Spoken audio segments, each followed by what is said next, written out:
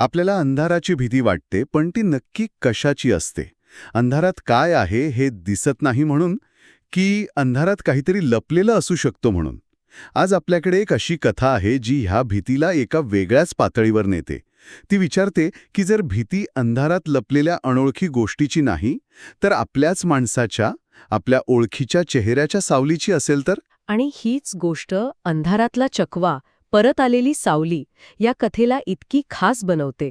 ती फक्त आपल्याला घाबरवत नाही, ती आपल्या मनातल्या सर्वात खोलवरच्या भावनांना हात घालते. प्रेम, आशा आणि विश्वास या कथेचा खरा संघर्ष बाहेरच्या अंधारात नाहीये, तो एका कुटुंबाच्या मनात सुरू होतो, जेव्हा त्यांच्या बंद दारावर एक ओळखीचा आवाज येतो. अगदी. चला तर मग या कथेच्या गर्भात काय दडलंय ते शोधूया. आपण सुरुवात करूया धनवडी गावापासून. हे गाव विराज नावाच्या एका तरुणाच्या गायब होण्याने पूर्णपणे हादरून गेलंय. तिथे एक विचित्र दहशतीचं वातावरण आहे. लोक रात्री घराबाहेर पडत नाहीत आणि कोणाच्या भिंतीवर एखादी विचित्र सावली दिसली की घरातले दिवे बंद करून श्वास रोखून बसतात. एका व्यक्तीसोबत घडलेल्या घटनेमुळे अख्खं गाव भीतीच्या सावटाखाली जगते. पण या सामूहिक भीतीच्या विरोधात एक व्यक्ती एकटी उभी आहे. ती म्हणजे विराजची आजी, श्यामाबाई. तिचा विश्वास हा आशेचा एक छोटा दिवा आहे, जो या भीतीमध्येही जळतोय. तिला खात्री आहे, माझा नातू परत येईल. आणि ही आशा विरुद्ध भीतीची लढाई त्या रात्री शिगेला पोहोचते. गावात अचानक वीज जाते, सगळीकडे मिट्ट काळोख. श्यामाबाई झोकण्याचा प्रयत्न करत असतात आणि तेवढ्यात दारावर थाप पडते. थड थड थड. इथे कथेचा हुशार भाग सुरू होतो. बाहेरून येणारा आवाज हा कुठल्या राक्षसाचा किंवा भूताचा नाही. तो आवाज आहे, आजी दारू उघड, मला थंडी वाजतेय. आणि तो आवाज हुबेहूब विराजचा आहे. हा क्षण खूप महत्वाचा आहे, कारण इथे भीतीवर मात करून आशा वरचढ व्हायला लागते. आजीचं मन म्हणतं, हा माझा नातू आहे. पण तिचा मुलगा प्रसाद, जो जास्त व्यावहारिक आहे, तो तिला थांबवतो. त्याच्या आवाजात भीती स्पष्ट जाणवते. तो म्हणतो, आई तो विराज नाहीये. हो, ते सावली आहे. हा संवाद म्हणजे आशेचा भास आणि कठू वास्तव यांचा संघर्ष आहे. मला इथे एक प्रश्न पडतो की त्या सावलीने विराजचाच आवाज का निवडला? कारण तिला माहीत होतं की आजीच्या मनातली आशा हीच तिची सर्वात मोठी कमजोरी आहे. बरोबर. हॉरर कथांमध्ये राक्षसी शक्ती अनेकदा आपल्या सर्वात चांगल्या भावनांचाच शस्त्र म्हणून वापर करते. प्रेम, करुणा, आशा ह्याच गोष्टी आपल्याला असुरक्षित बनवतात. श्यामाबाईंचं प्रेम इतकं प्रबळ आहे की त्या तर्काचा विचार करायला तयार नाहीयेत. त्या म्हणतात, मी माझ्या नातवाचा आवाज ओळखते. आणि याच भावनिक क्षणी ती अमानवी गोष्ट घरात प्रवेश करायचा प्रयत्न करते. हो, पण ती थेट दार तोडून आत येत नाही. आधी दाराखालच्या फटीतून काहीतरी आत यायला लागतं. थंड काळं पाणी, जणू कोणीतरी पावसात पूर्णपणे भिजून दाराशी उभा आहे. हे पाणी हे इतकं साधं वाटत असलं तरी खूप अस्वस्थ करणार आहे. खरं तर इथे पाणी वापरण्याची पद्धत खूप हुशारीची आहे. बऱ्याच जुन्या कथांमध्ये पाणी हे शुद्धीकरणाचं प्रतीक असतं, पण इथे ते उलटं काम करतंय. ते अशुद्धीला, त्या भयावह गोष्टीला घरात घेऊन येते. हा आपल्या मूलभूत विश्वासालाच धक्का देण्यासारखा प्रकार आहे. आणि हीच गोष्ट या कथेला जास्त प्रभावी बनवते. प्रसाद जेव्हा चाकू घेऊन दार उघडून पाहतो, तेव्हा त्याला जे दिसतं ते या कथेच्या राक्षसाची खरी ओळख करून देतं. हो, कारण दाराबाहेर शरीर नसतं, चेहरा नसतो. असते ती फक्त एक काळी, मानवी आकाराची पण तरी अमानवी अशी सावली. आणि ती मान फिरवून त्याच्याकडे पाहते. विचार करा, सावलीला मान कशी असू शकते? ती तुमच्याकडे पाहू कशी शकते? आणि मग ती सावली दारावर धडका द्यायला लागते. प्रत्येक धडक मागच्यापेक्षा जास्त जोरात. या क्षणी सावली या संकल्पनेचा अर्थच बदलून जातो. ती आता कोणाचं प्रतिबिंब नाहीये. ती स्वतः एक स्वतंत्र, जिवंत आणि आक्रमक शक्ती आहे. आणि जेव्हा वीज परत येते, तेव्हा तर या शक्तीचं खरं रूप समोर येतं. आणि ते इतकं विचित्र आहे की त्यावर विश्वास बसणार नाही. दिव्याच्या प्रकाशात दिसतं की त्या सावलीला 3 हात आहेत.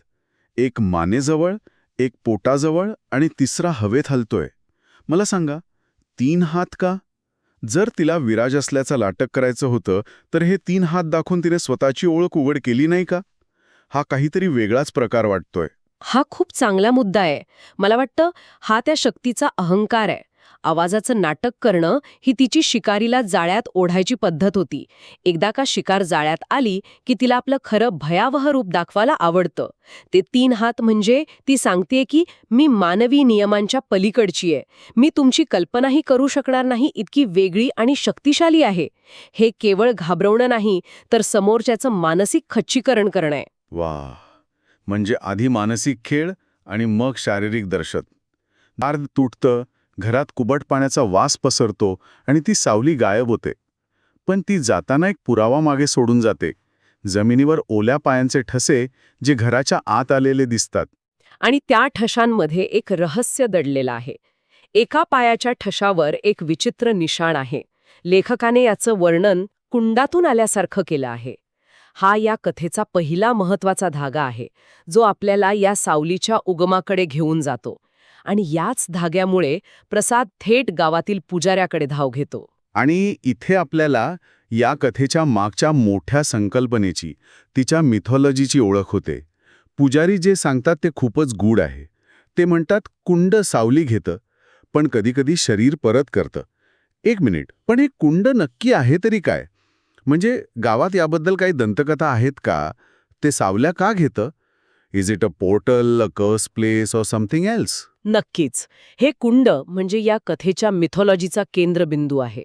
हे फक्त एक पाण्याचा साठा नाहीये. हे एक असं ठिकाण आहे ज्याला आपण लिमिनल स्पेस म्हणू शकतो. म्हणजे 2 जगांच्या मधली जागा. या जगातले नियम तिथे लागू होत नाहीत. पुजाऱ्याच्या बोलण्यानुसार या कुंडाची एकच खासियत आहे. ते माणसाची सावली शोषून घेतं. पण सावलीच का?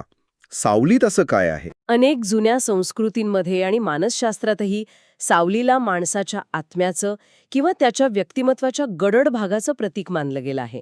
कार्ल यंग याला द शॅडो सेल्फ म्हणतो. आपल्या आतला तो भाग जो आपण जगापासून लपवतो. ही कथा त्याच कल्पनेवर खेळते. जर तुमची सावली तुमच्यापासून वेगळी झाली तर तुम्ही कोण उरता आणि तुमची सावली काय बनते? आणि पुजारी पुढे जे सांगतात ते तर अजूनच भयावह आहे. ते म्हणतात सावली ज्याचं रूप धारण करेल तो आवाज अगदी त्या व्यक्तीसारखंच येतो. आणि मग ते एक शक्यता वर्तवतात की कदाचित विराटचं शरीर अजूनही जिवंत असेल, पण सावली त्याच्या आत शिरली असेल. ही बॉडी स्नॅचर किंवा पजेशनची कल्पना आहे. ही हॉररमधली सर्वात प्रभावी संकल्पनांपैकी एक आहे. कारण इथे भीती मरणाची नसते, तर आपलं स्वत्व हरवण्याची असते. आपलं शरीर, आपला चेहरा, आपला आवाज, पण आतून चालवणारी शक्ती दुसरीच कोणीतरी. आपलं अस्तित्वच पुसलं जाण्याची ही भीती मृत्यूच्या भीतीपेक्षाही जास्त अस्वस्थ करणारी असू शकते. आणि याच भीतीदायक शक्यतेनंतर कथेचा शेवटचा आणि सर्वात धक्कादायक भाग येतो. त्याच रात्री गावातल्या एका घरासमोर एक व्यक्ती उभी दिसते. तो असतो विराज. शरीर, चेहरा, कपडे सगळं अगदी तसंच जसं तो गायब झाला तेव्हा होतं. प्रसाद त्याला पाहून धावत जातो. या क्षणी प्रसादच्या मनात काय वादळ उठलं असेल याची आपण कल्पना करू शकतो. इतके दिवस ज्याच्या परतण्याची तो वाट पाहत होता तो समोर उभा आहे. पण काही तासांपूर्वीच त्याला त्या सावलीचा अनुभव आलेला आहे. त्यामुळे त्याचा पहिला प्रश्न अगदी स्वाभाविक आहे. विराज, तू तू खरा आहेस का? विराजचं उत्तर ऐकण्यासारखं आहे. तो शांतपणे हसतो आणि म्हणतो, मी घरी आलोय बाबा, दार उघड ना. त्याच्या आवाजात कोणतीही भीती नाही, कोणतीही शंका नाही. तो इतका सहज वागतोय की एक क्षण प्रसादलाही वाटतं की सगळं काही ठीक आहे. पण तो तिथेच थबकतो. कारण त्या क्षणी त्याचा व्यावहारिक स्वभाव पुन्हा एकदा जागा होतो. तो त्या हसण्यामागचं, त्या शांतपणामागचं सत्य शोधायचा प्रयत्न करतो. आणि मग प्रकाशात त्याला एक अशी गोष्ट दिसते जी पुजाऱ्याने सांगितलेली प्रत्येक गोष्ट खरी असल्याचा पुरावा देते. विराटच्या पायांखाली त्याची स्वतःची सावलीच नसते. ही कल्पनाच किती विचित्र आहे. आपण प्रकाशात उभे असतो तेव्हा आपली सावली आपल्यासोबत असतेच. हा निसर्गाचा नियम आहे. पण इथे तो नियम मोडला जातोय. विराटचं शरीर आहे, पण त्याच्या अस्तित्वाचा पुरावा, त्याची सावली गायब आहे. हा कथेचा कळस आहे. पुजाऱ्याने सांगितलेलं कोडं आता उलगडलं आहे. कुंडाने शरीर परत केलं आहे, पण सावली नाही. ती सावली आता स्वतंत्र झाली आहे.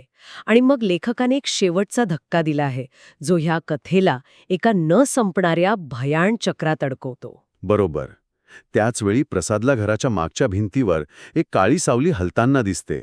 जणू कोणीतरी दबा धरून बसलाय, नव्या शिकारीच्या शोधात.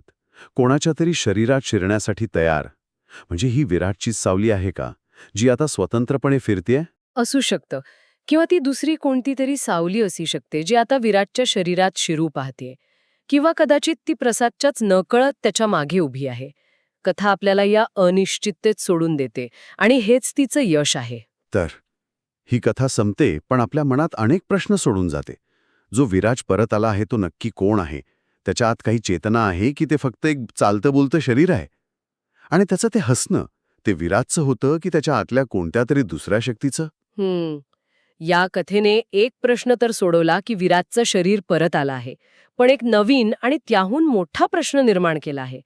जर एखाद्या व्यक्तीची सावली त्याच्या शरीरातून बाहेर पडून स्वतंत्रपणे वावरू शकत असेल, तर मग त्या मूळ व्यक्तीच्या आत्म्याचं किंवा चेतनेचं काय होतं? ती कुठे जाते? कदाचित ती त्याच कुंडात अडकून पडली असेल, आपल्या शरीराची आणि हरवलेल्या सावलीची परत वाट पाहत. हा विचार जास्त अस्वस्थ करणार आहे. आणि हे आपल्याला एका मोठ्या प्रश्नाकडे घेऊन जातं. आपली ओळख म्हणजे नक्की काय? आपलं शरीर, आपलं मन की आपली सावली? जर यातला एक भाग वेगळा झाला तर आपलं अस्तित्व राहतं का? अगदी. ही कथा आपल्याला हेच विचारायला भाग पाडते. ती सांगते की आपली ओळख ही एका नाजूक धाग्याने बांधलेली आहे आणि जर तो धागा तुटला तर कदाचित आपण फक्त एक रिकामं शरीर उरू आणि आपली सावली, आपला गडद भाग जगात फिरायला मोकळा होईल. कदाचित आपल्यापेक्षा जास्त शक्तिशाली होऊन.